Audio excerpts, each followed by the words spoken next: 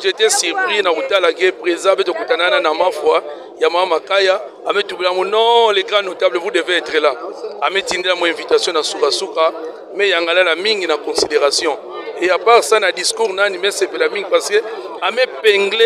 ba passe ya population ngina mona ke président ke vraiment mutu ya population donc ya una ba passe na nyosa amepengle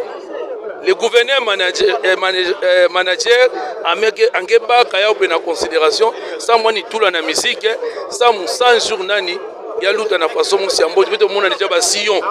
beto na putu kima beto londo na kolomba ba sillon ya munana passe la population va résoudre ya ou ça mon population ani vivre aisément parce que matadi bima nyoso mekuma ya tama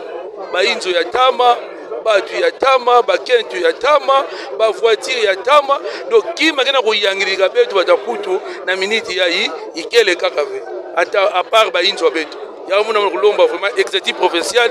ba saisir opportunité discours ya présent ina mi 14 tubila betu attention betu zola ba député ba voix dungu ya ba voix ta fait singa me mona ka ba mamu na me ban zabaka déjà que ba voix ta me côté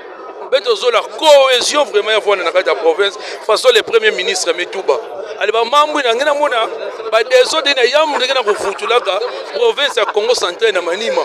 parce que si nzola qui élevé si cohésion qui élevé beto lenda sala diambu ya mbote ve tala luala ba façon meluta beto luala ba vwandaka ki mamos ve na Congo central